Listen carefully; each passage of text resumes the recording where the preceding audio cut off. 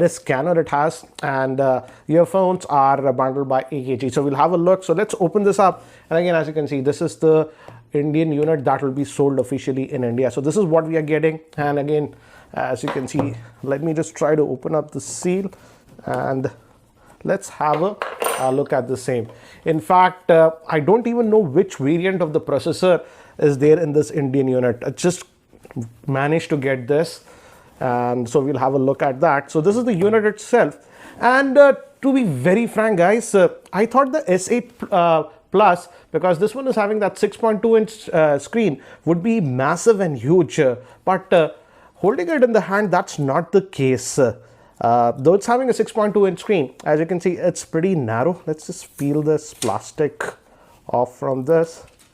So in terms of looks, as you can see, it looks very nice, but again, the back is also glass on this, just like the Galaxy S7. Let's keep this to the side for now. Let's look what else do we get in the box. So we get the SIM ejector tool in this, and there'll be some paperwork, normal paperwork, quick start guide, and again, as you can see, guys, this is the Indian unit, so we have it in Hindi also, and the SAR certification information. Let's see. And the SAR for head, it says is 0.255. So I won't get into this, and it looks like we're also getting an OTG adapter with this. So let me keep these things to the side.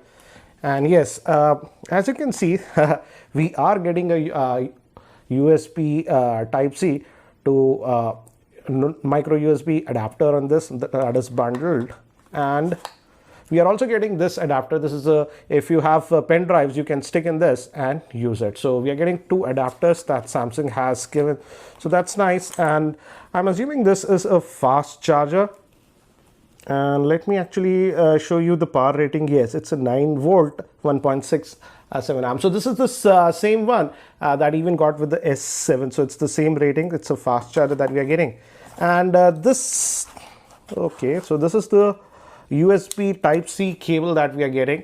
Finally, Samsung has moved to the USB Type-C with this one, so that's what we are getting. And we are getting this bundled AKG earphones, and Samsung was quoting in the press release that these are almost $99 worth, so it will be interesting to see how they sound. The cable is braided, and we also have buttons here for plus or minus volume and a button to take or end call. So that is regarding that. So that was the boxing. Let me keep these things to the side, and let's look at the handset itself. So here is the device itself, and in this black color actually looks really nice, as you can see. And the front is actually just the screen, and we have those curves, but again, in holding, again, I have to stress, I thought it would be huge considering that it's a 6.2 inch screen. I don't have a lot of phones here because I'm not in my office, and as you can see, this is the OnePlus 3T Midnight Edition that I'm having, and let me just place them side by side. Though this S8 Plus is having that 6.2 inch screen, it is not very big in size. Yes, it's a slightly taller, but in terms of width, it's actually narrower than the OnePlus 3T. So in fact, holding it is actually fine, not that bad, I would say. And on the top, we have the SIM tray. Again, it's a dual SIM device that we are getting, and you can either use one SIM and one micro SD card. So hybrid kind of solution that we are getting with this one. And so that's what it is there on the top. Some plastic is applied here also. Let me just peel that off. And moving here, we have the power on off button. Again, in the black color, even this borders are black. So it sort of looks like jet black. And again, we also have this plastic here protecting it, so we can take it out.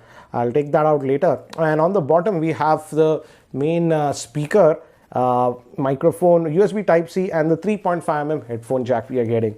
And here, if you can see, this is a dedicated key for Bixby Assistant. By default, Samsung does not allow you to change that, but there are some third-party applications using that you can change. And we also have the volume rocker, and we also have the iris scanner here on the front. And let me actually try to power this on for the first time, and by the time it actually boots up, let me give you a configuration overview. The Samsung Galaxy S8 Plus is powered by the Exynos 8895 processor, which is an octa-core processor having a Mali G71 GPU. It has 4 gigabytes of RAM, 64 GB of storage. It has a 6.2-inch Super AMOLED screen. It has Gorilla Glass 5 protection. And moving to the camera, it has a 12 megapixel rear-facing camera with f1.7 lens and an 8 megapixel front-facing camera, again with the f1.7 lens. And moving to the battery, it has a 3500 milliamp hour battery. So I've just finished setting up this device, and as you can see, got some notifications also. So, and it also has Samsung Pay, but for that you have to enable the Samsung account. I didn't set it up. In fact, I haven't done anything. I've just connected to the Wi-Fi for now. And this is the new TouchWiz that you are getting on this. And we also have that Bixby. And again, as I've told you, you can start this Bixby assistant via just pressing this button. So we have a dedicated button for that Bixby feature. And to get to the apps, just like on the Pixel, you just swipe up to get to your apps like this. And yes, the home button, I was very curious. So home button gives you that sort of 3D touch feeling, and you can just press it from anywhere and it gives you that haptic feedback. So regarding this home button, it actually, when you press, it gives you haptic feedback. So though it's a virtual button now, but when you press this, you get feedback. Moving to the fingerprint scanner, they have now moved it here to the back. So definitely it's a little bit awkward to reach it here, and you might just smudge the camera when you try to reach that. You have to actually get used to that. But we also have the iris scanner and the face lock. Iris scanner is a lot more secure, but the face lock is actually a lot faster. I'll test all those things when I do my in-depth review. But let's now look at under the hood.